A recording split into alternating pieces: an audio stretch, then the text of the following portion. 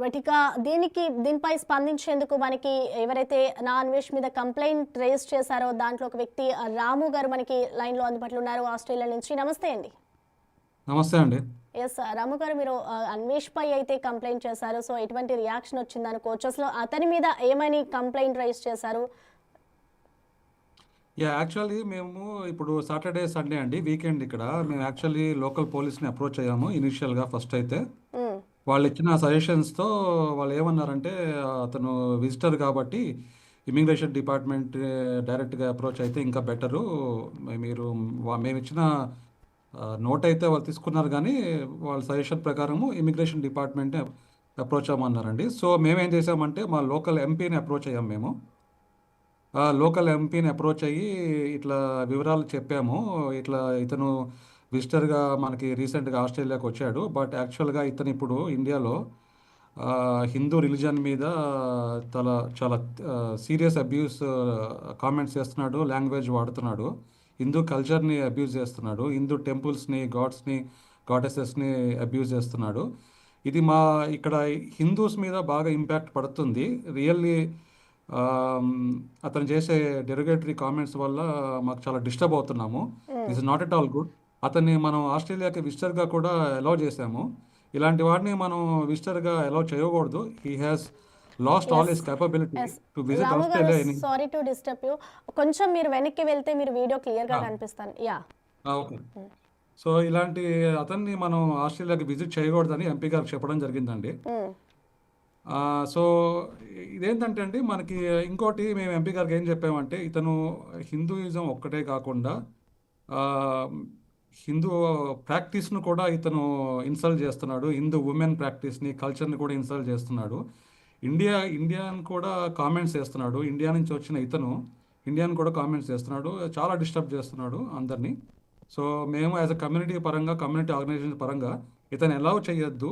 Allow చేస్తే మా community నుంచి ఎవరో ఒకరు రియాక్షన్ అవ్వడం జరుగుతుంది, అతనిపైన దాడి చేయడం జరుగుతుంది, వైలెన్స్ క్రియేట్ అవుతుంది. సో అందుకని మేము ముందే ఆస్ట్రేలియా గవర్నమెంట్కి వార్నింగ్ లాగా, హెడ్సప్ లాగా ఇస్తున్నాము, ఇతను అలౌ చేస్తే ఈ ప్రమాదం ఉంది అని. దాని ప్రకారం ఆయన ఇమిగ్రేషన్ మినిస్టర్కి రిఫర్ చేస్తున్నారండి.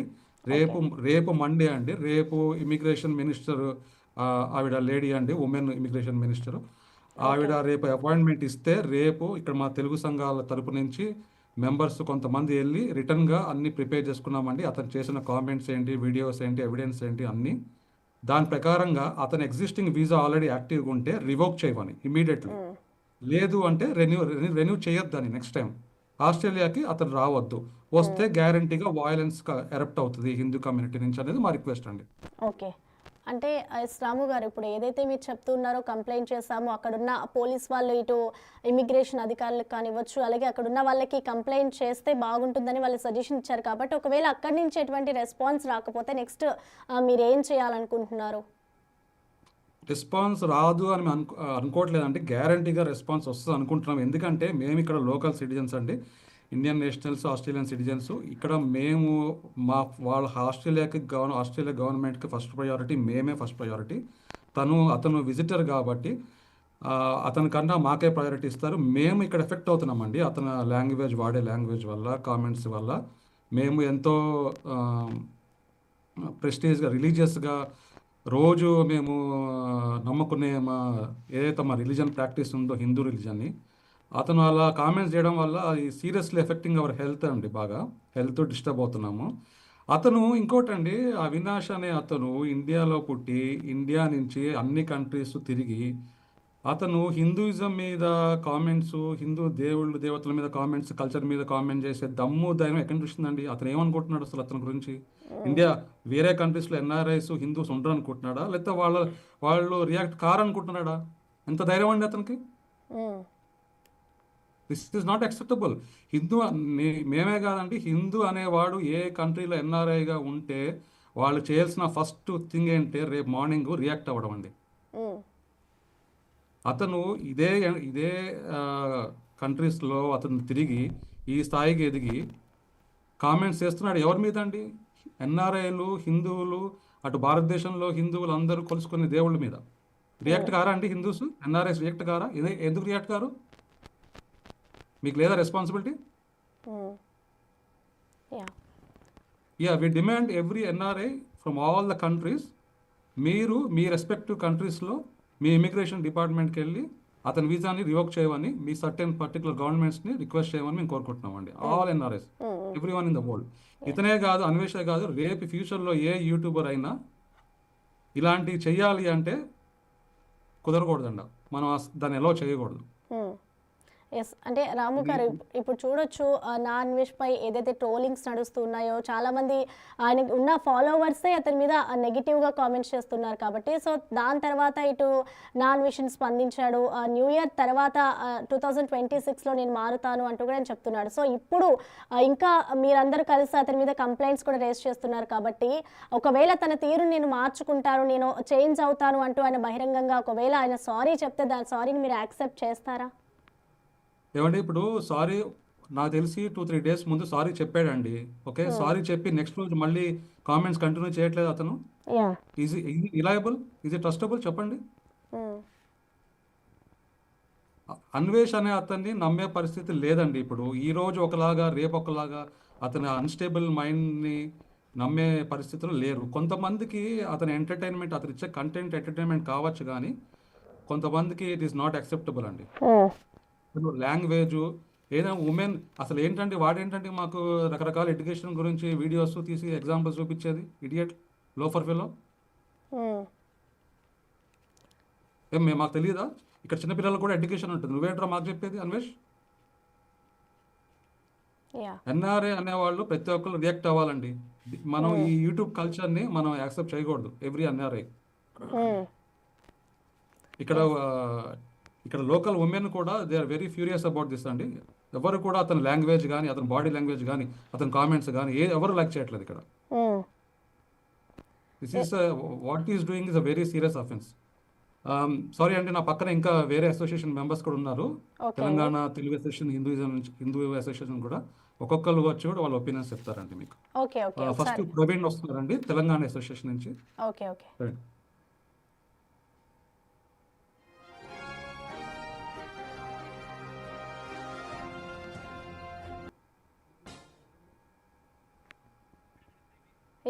ఎస్ ప్రవీణ్ గారు చెప్పండి మేడం. ఎస్ ఏంటండి మొత్తానికి ఇటు నా అన్వేష్ పై అయితే మీరందరూ ఒక ఏకతాటిపైకి వచ్చి కంప్లైంట్స్ కూడా రేస్ చేస్తూ ఉన్నారు. ఏం చెప్తారు అతని గురించి అసలు మీరు? ఇది సాధారణమైన విషయం కాదండి, ఇది అసాధారణమైన విషయము. అసాంఘిక కార్యక్రమాలకు సంబంధించిన విషయము. ఒక వ్యక్తి ఒక ప్రాపర్ మైండ్ సెట్ తోటి ఒక స్టేటస్ ఆఫ్ మైండ్ లో ఉండి మాట్లాడే మాటలు కాదు ఇది. ప్రవీణ్ గారు ఎస్ కొంచెం మీ మొబైల్ డౌన్ చేసుకుంటారండి, సో క్లారిటీగా కానీ. Is it clear now? So ఎవరైనా ఇప్పుడు ఇది పరిస్థితి ఎలా అయిపోయింది అంటే ఎవరికైనా వ్యక్తిగత స్వేచ్ఛ ఉంటుంది మేడం, కానీ అది శృతి మించకూడదు. ఎప్పుడైనా కూడా ఏంటంటే మనం ఎక్కడ వచ్చినాము, ఎక్కడ పుట్టినాము, ఎక్కడ పెరిగినాము, మన విలువలు ఏంటిది, మన సాంప్రదాయాలు ఏంటిది, మన సంస్కృతి ఏంటిది. ఇప్పుడు మేము ఇక్కడికి వచ్చి 15-20 సంవత్సరాలు అవుతుంది. ప్రపంచవ్యాప్తంగా ఒక్కొక్కరు మినిమం ఇప్పుడు పోయిన వాళ్ళే కావచ్చు, కొన్ని 40, 50, 100 సంవత్సరాల నుంచి ప్రపంచ దేశాలల్లో అంతటా ఉన్నాము. వాళ్ళు మా పూర్వీకులే కావచ్చు, మాకంటే పెద్దవాళ్ళే కావచ్చు, మా వయసు వాళ్ళే కావచ్చు, ఇప్పుడున్న యువతరమే కానీ బయట ఎక్కడ కూడా మన హిందూ సమాజానికి సంబంధించిన పండుగలు కానీ, పబ్బాలు కానీ, దేవుళ్ళు కానీ, టెంపుల్ కానీ ఏం వ్యవస్థ పిచ్చిదా, లేకపోతే ఆ వ్యవస్థలో ఉండేవాళ్ళు పిచ్చేవాళ్ళ? ఇవాళ మొన్న వచ్చేసేసి ఒక యూట్యూబ్ పెట్టుకొని నీకు తెలిసి సగం తెలియని సమాచారాన్ని పట్టుకొని వచ్చి నువ్వు జనాలను, సమాజాన్ని పక్కదో పట్టించడము అని అంటే చాలా అసాంఘిక చర్య. అది యాక్సెప్టబుల్ చేయకూడదు. అలాంటి వాళ్ళని ఎన్ని విధాలుగా అవకాశాలు ఉంటే, ఎన్ని మార్గాలు ఉంటే అన్ని మార్గాలుగా అనగదొక్కాలి. వాళ్ళ తాట తీయాల, మామూలుగా తీయకూడదు. వాడికి ఇంకొకసారి నీకు సంబంధం లేని వ్యవస్థ గురించి, నీకు పూర్తిగా జ్ఞానం కానీ, అవగాహన కానీ, అలాంటివి సబ్జెక్ట్ లేని విషయాల గురించి నువ్వు మాట్లాడినప్పుడు ఆడ తాట తీయాలి. ఆడ నా చేతి కనుక దొరికిందంటే ఇండివిజువల్గా I'm happy to go at end, తోల్ తీస్తాను. చాలా తప్పండి. ఇప్పుడు ఏ వ్యక్తి అయినా ఇప్పుడు వస్త్రధారణ కావచ్చు, దేవుళ్ళని ఇప్పుడు మన హిందూ సమాజం అని అంటే రాముడు సీత, ఉమ్, మనం వాళ్ళ దగ్గర నుంచి మన పూర్వీకులే కావచ్చు, మా తల్లిదండ్రులే కావచ్చు, మేము మా పిల్లలకు రాముణ్ణి ఆదర్శంగా చూపెడతాము, సీతను ఆదర్శంగా చూపెట్టేసి ఇలా ఉండాలి అని నేర్పిస్తాం. ఉమ్, వాళ్ళు మనకు ఆ బుక్సే మనకు ఆధారం, ఆ బుక్సే మన జీవన శైలి, ఆ బుక్సే మనకు మనం ఎలా ఉండాలి, మనం ఇంతకుముందు ఎలా ఉండేవాళ్ళం, ఇప్పుడు ఎలా ఉంటున్నాం, ముందు ఎలా ఉండాలి అనేటివి చెప్పడానికి అవే మనకు ఉన్న ఆ లైన్స్ గురించి నువ్వు రాంగ్ కామెంట్ చేయడాలు ఇప్పుడు దానివల్ల మనకి ఏమైనా బ్యాడ్ జరిగిందా? కొన్ని వందల సంవత్సరాల నుంచి వాటిని మనం నమ్ముకొని మనం చాలా మంచిగా పద్ధతిగా సమాజానికి మనం ఎన్నో విలువలను ఇస్తున్నాం. ఆ విలువలకు ఇప్పుడు రాముడి స్టోరీయే కావచ్చు, సీత స్టోరీయే కావచ్చు, మన భగవద్గీతలే కావచ్చు, లేకపోయేదంటే ఇవన్నీ మనకు మనం ఎలా ఉండాలి, ఎలా ఉండకూడదు అని నేర్పినవి. నువ్వు వాటి గురించి కామెంట్ చేస్తున్నావు అంటే నీ అవగాహన రాహిత్యం ఎంత? నీ వల్ల నువ్వు ఒక 1.3 మిలియన్ 1.4 మిలియన్ వ్యూవర్స్ అని అంటే నువ్వు వచ్చినావు, ఇక్కడికి వచ్చిండు మా దగ్గరకు ఆస్ట్రేలియాకి వచ్చినప్పుడు మేము కూడా వెళ్ళినాం. పర్సనల్గా ఆయన స్లాంగ్ కానీ, ఆయన థింగే కానీ, ఆయన వ్యవహారమే కానీ మాకు నచ్చినాయి. అరే ఇప్పుడు మన రూరల్ ఏరియా నుంచి వచ్చేసినప్పుడు మన భాష కానీ, మన థింగ్ కానీ కొద్దిగా కనెక్టివిటీ అయినప్పుడు we are all enjoy. It is a fun and comedy entertainment. Okay అరే మనోడ్రాబాయ్ మనకు నచ్చిన స్లాంగ్లో మేము ఎంకరేజ్ చేసినాం. మంచిని ఎంకరేజ్ చేయడం అనేది మానవ ధర్మం, చెడుని ఎంకరేజ్ చేయడం అనేది దారిద్ర్యం. అది సమాజానికి పురుగు. ఆ పురుగుని ఇమీడియట్గా చంపేయాలి. ఉమ్, దాన్ని క్షమించడము, క్షమించాలి అనడము, ఆ వ్యక్తి చెప్పిన మాటలను మనము యాక్సెప్ట్ చేయడం. ఒక్కసారి ఎప్పుడైనా తప్పు చేశాడు అని అంటే నువ్వు వ్యవస్థకు చీడపురుగు, నీలాంటి వాడు ఉండకూడదు. నేను ఒక పోలీస్ ఏదంటే ఎన్కౌంటర్ చేసి పడేస్తా, ఒక లాయర్ని అయితే ఇమీడియట్గా శిక్ష ఇస్తా, తండ్రిని ఏదంటే తల పోసేస్తా. ఉమ్, నేను ఒక వ్యవస్థను అయ్యేది ఉంటే ఆ వ్యవస్థలో వాడిని తుడిముచ్చేస్తా. ఒక మాట మాట్లాడేటప్పుడు నేను కొంతమంది ఫాలో అయ్యేటప్పుడు నీకెంత బాధ్యత ఉండాలి? ఉమ్, నువ్వు మాట్లాడేది 10 మంది వింటున్నారు అని అంటే ఆ 10 మంది నీ దగ్గర నుంచి మంచి 4 పదాలు మంచి, లేకపోతే నిన్ను ఫాలో అయ్యే విధంగా నిన్ను ఫాలో అవుతున్నారు అని అంటే వాళ్ళు నీకు ఎంత రెస్పెక్ట్ ఇస్తున్నట్టు? ఆ రెస్పెక్ట్ నువ్వు ఏ విధంగా తీసుకోవాలి? దానివల్ల నీకు ఎంత బాధ్యత పెరగాలి? నువ్వు మాట్లాడే ప్రతి మాట అనేది 10 మందిని మంచి మార్గంలో నడిపించే విధంగా ఉండాలి. పోయినావు అన్ని దేశాలలోకి వెళ్ళిన వాడున్న కొత్త కొత్త విషయాలని చెప్తున్నావు, that's very good, we accept that. అందుకే నీకు వ్యూయర్షిప్ పెరిగింది. అన్ని దేశాలలోకి వెళ్ళిన తర్వాత అక్కడ ఉన్న మంచిని చెప్పు.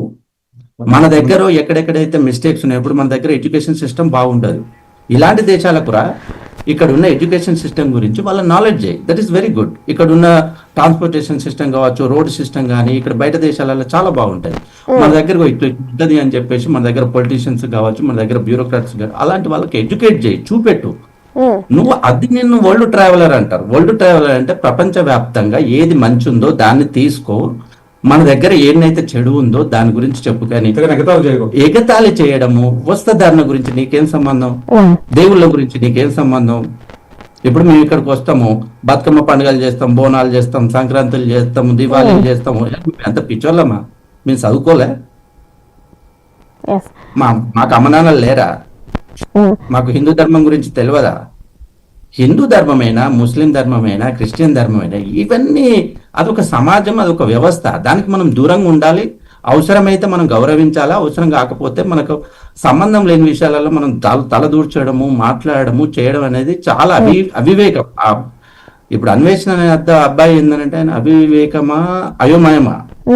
ఈ మైండ్ నుంచి ఆయన తొందరగా బయటపడాలి.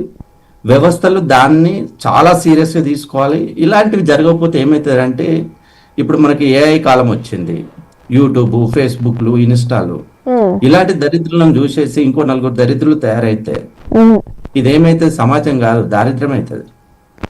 ఇలాంటి మూర్ఖులను మొదట్లోనే మనం తుంచివేయాలి.